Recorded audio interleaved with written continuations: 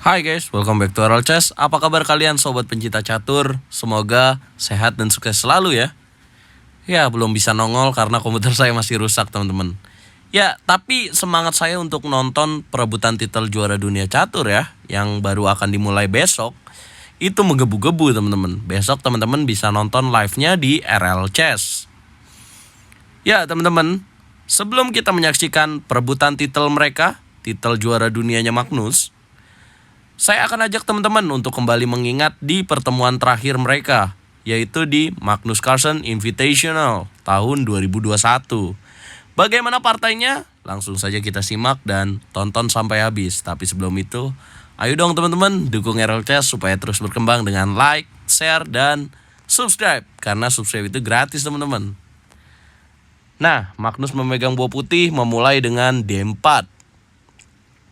Kemudian dijawab kuda F6, C4, dan E6. Ya, jika hitam memilih seperti ini dan putih bermain dengan D4, C4, maka ini akan terjadi pembukaan Queen Indian atau Nimzo. Di sini putih bisa memilih kuda C3, yaitu Nimzo opening, atau Queen Indian, kuda F3, kemudian G3, fianchetto ya teman-teman. Nah, selanjutnya di sini Magnus memulai dengan kuda C3. Ya, Nimzo dipilih dan D5. Ya, Nepomniachtchi bisa memainkan gajah B4 sebenarnya di sini untuk memilih Nimzo opening. Tapi ya Nepomniachtchi di sini D5 yang berarti apa? Ya, transpose ya teman-teman. Jadi opening itu bisa berubah sesuai dengan pilihan langkah dari pemainnya. Nah, ya Nepomniachtchi merubah pembukaan, dia bisa bermain dengan Nimzo tapi menjadi dengan ciri khas pion D5 dan E6, maka Queen Gambit decline. Kemudian selanjutnya C kali D5, Magnus Carlsen simple. E kali D5, ini pilihan yang banyak dimainkan oleh putih ya teman-teman. Kemudian selanjutnya ya gajah G5, langsung mempining, dan hitam gajah B4. Ya, jawaban agresif dipilih oleh seorang Jan Nepomniachtchi. Karena yang paling sering dimainkan dalam posisi seperti ini biasanya gajah ke depan raja E7, kemudian pion C6, kemudian hitam rokade, kuda keluar BD7, kemudian benteng E8, kuda F8. Skemanya seperti itu teman-teman. Dan putih biasanya menjawab dengan E3, menteri C2, gajah D3, kuda F3, dan rokade. Tekanan dari diagonal menteri C2 dan gajah D3 biasanya merepotkan ke petak H7 permainan Queen Gambit decline atau Gambit menteri ditolak. Nah, tapi ya Nepomniachtchi bermain dengan cukup agresif, yaitu pemilihan langkah gajah B4. Selanjutnya di sini Magnus memulai dengan E3, ya standar opening. Kemudian H6 dan gajah H4. Ya, apa yang akan dilakukan oleh Jan Nepomniachtchi? Dia bisa bermain dengan agresif kalau dia mau, bisa menjalankan pion G-nya untuk mengancam gajah, kemudian kudanya terbang ke petak E4 untuk membantu pinning dari gajah hitam ya teman-teman. Nah, selanjutnya memang dilakukan oleh Jan Nepomniachtchi, G5, gajah G3, dan kuda E4. Ya, kalau teman-teman merespon permainan seperti ini setelah kuda E4, baiknya jawab apa ya teman-teman? Nah, kalau Magnus, dia menjawab dengan kuda G E2. Nah, pilihannya tepat sekali ya, dimana dia tidak ingin benteng C1. Karena apabila dia memilih benteng C1, mungkin hitam akan melanjutkan dengan C5 ya. Tapi dia sambil mengeluarkan perwira, sambil menjaga kuda G E2. Kemudian H5, coba mengancam gajah. Magnus merespon dengan H3. Nah, kalau misalkan tadi di sini seorang Magnus memilih benteng C1, maka yang terjadi pion H5 akan maju dan terpaksa H3, maka gajahnya di sini akan dimakan dan terjadi kerusakan pion ya teman-teman. Kalau bisa dijalankan mungkin seperti ini, H5. Nah, kan harus jalan ya. Maka akan dimakan, makan, dan struktur pionnya jelek dong. Gak mau lah di situ. Makanya selanjutnya yang paling bagus di sini adalah kuda G ke E2. Ya. dan melanjutkan H5, H3, maka tidak terjadi kerusakan struktur. Makan G3, makan lagi, dan H4. Ya, cukup agresif apa yang dimainkan oleh pecatur Rusia ini. Kemudian kuda H5. Ya, Magnus benar-benar tidak ingin bertahan aja ya. Dia juga melakukan cywar dengan kuda H5 ini. Sebenarnya kalau dilihat-lihat kayak kudanya itu out of play ya, atau offset gitu. Padahal kan belum ada yang nyerang ya, yang ngebantu nyerang. Tapi kita lihat ide dari seorang juara dunia Magnus. Yang pastinya dia udah think before move ya, udah berpikir sebelum jalan. C6 dan Magnus gajah E2 ya, menjaga kudanya di H5. Kuda D7 dan menteri B3, ancam gajah pining. Kemudian gajah kali C3 dan menteri kali C3. Ya, tidak ada lagi tekanan dari hitam. Kira-kira apa yang akan diidekan oleh Jan Nepomniachtchi nih guys? Ya, kuda F6, Jan Nepomniachtchi menghentikan juga kekuatan dari perwira Magnus. Makan dan makan. Kemudian B4, ya pilihan langkah yang positional play ya, atau understanding posisi. Kenapa Magnus di sini memilih B4 ya, untuk melanjutkan serangan dengan pion B5. Karena tekanan dari putih ya bisanya lewat sini nih teman-teman. Kemudian A6 tahan dan A4 melanjutkan. Memang belum bisa didorong B5 sekarang, tapi idenya sudah disiapkan. Gajah F5. Ya, Magnus menjawab dengan B5, dorong terus. A kali B5, A kali B5. Ya, perebutan jalur A dan menjalankan rokade, bener banget. Understanding posisi lagi ya teman-teman, dimana kita jangan mau makan, karena kalau kita makan benteng A1, menteri A1, maka Magnus akan menguasai jalur A. Kemudian rokade, Magnus, menteri N6. Kalau lihat di posisi ini, coba ya kita stop dulu dan coba kita berpikir dulu. Sebenarnya putih tidak memiliki serangan yang begitu spesial ya. Dia hanya menargetkan pion di petak C6 yang lemah ini nih guys. Nah, sedangkan hitam dibalik dia bertahan, dia juga menyiapkan serangan dengan menteri N6. Tujuannya adalah untuk G4 ya. Coba membongkar serangan dari jalur G ini.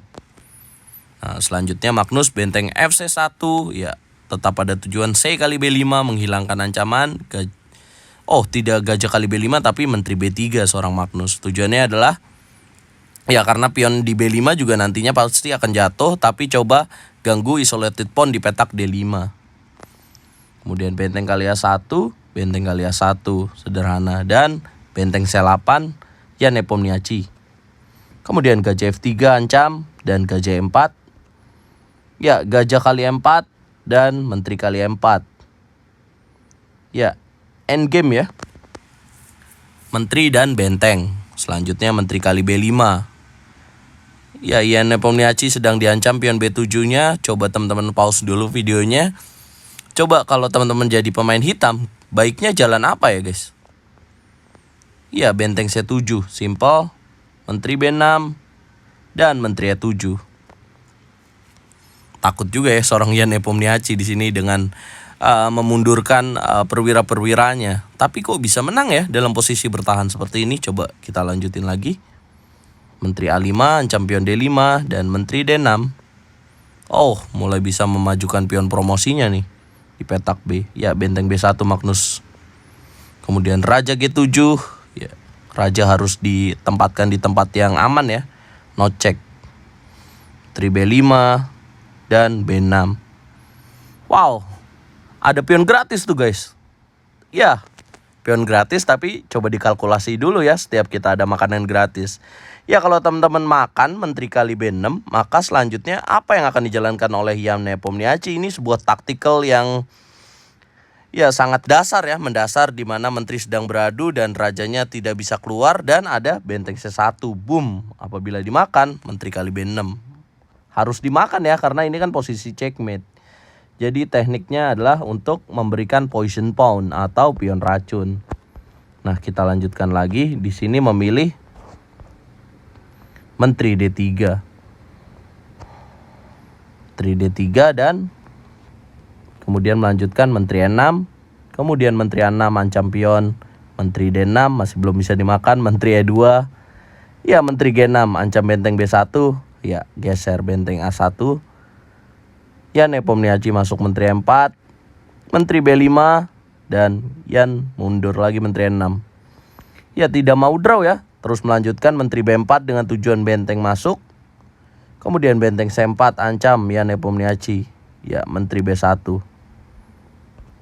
Kemudian menteri C6, ya hitam mulai menyusun sebuah bangunan yang lebih bagus daripada tadi. Sekarang dia benar-benar jadi pemegang jalur C ya. Selanjutnya menteri F5 ancam pion G5, benteng C1 ya. Menghabisi kekuatan dari putih, makan-makan, raja H2 dan menteri C7 balik lagi, positional play, G3 dan H kali G3, raja geser dan menteri D8 ya. Menjaga dua pion G5 dan D5, raja kali G3 dan B5 ya. Ya, Yan Nepomniachtchi punya aset pion promosi di jalur B ya. Sementara keunggulannya Magnus nih masih belum bisa dimanfaatkan. Jadi B5 ancam menteri B1 dan menteri D6 skak. Raja F3 dorong lagi pionnya, selangkah demi selangkah ya. Kemudian menteri B3, menteri F6 skak, raja G2 dan menteri D6. Ya, aset satu-satunya Yan Nepomniachtchi ya pion ini. Jadi dia sedang memikirkan cara bagaimana supaya pionnya bisa promosi nih. Nah, dari permainan ini kita bisa melihat juga dan belajar juga nih gimana supaya pion B-nya bisa jadi faktor kemenangan buat hitam. Raja G1, F6, tahan, raja G2 dan menteri B6. Ya, dipaksa menteri dari Magnus makan pion di D5, tapi pion pion hitam akan maju terus ya. Selanjutnya H4, G kali H4, raja H3, menteri B5. Ya, Magnus gerah juga nih, tidak bisa ngapa-ngapain dia. Raja kali H4 dan raja F7, raja G4, raja E6, tahan pion D5, raja F4 dan menteri C4 ya. Mulai melaksanakan idenya. Tidak mau tuker ya, karena kalau dituker pionnya kemungkinan akan promosi karena rajanya tidak cukup untuk mengejar. Menteri A4 dorong pion B3 ya, skak E8 satu-satunya langkah. Raja D6, menteri B8 skak ya, raja C6 ya. Satu lagi ya, kalau kita udah punya aset nih, pion kita kan pion B ini ya sebagai pemain hitam. Jadi pion F6-nya udah nggak diurusin tuh sama Yan Nepomniachtchi. Dia memang ninggalin pion itu guys. Jadi dia bertumpu pada pion B-nya ini. Selanjutnya raja F5. Ya, Yan Nepo mengadukan menteri B5, menteri C8 dan raja B6. Selanjutnya menteri B8 skak, raja A5. Ya, rajanya mulai naik untuk mengamankan diri. Naik terus. Menteri A1 tahan dari bawah. Menteri E2 ya, Yan Nepomniachtchi bagus banget. Ngancam sekaligus bisa dorong pion. Raja E6 dorong pion. Menteri A6 sebuah blunder ya dilakukan oleh Magnus Carlsen, di mana memberikan menterinya secara cuma-cuma. Ya, coba kita saya ajak teman-teman untuk berpikir, kira-kira kalau putih melanjutkan menteri B1 seorang Magnus Carlsen, teman-teman akan melangkahkan apa nih guys? Ya, kalau aset kita ya cuman pion, ya coba pause dulu nih teman-teman. Coba pikirin gimana supaya pionnya promosi ya. Yang kita pikirin yaitu dengan raja B3 lah. Kemudian selanjutnya apabila putih makan dan menteri C2, maka pion akan promosi ya guys. Jadi inilah apa ya? Ya, nilas titik rusuk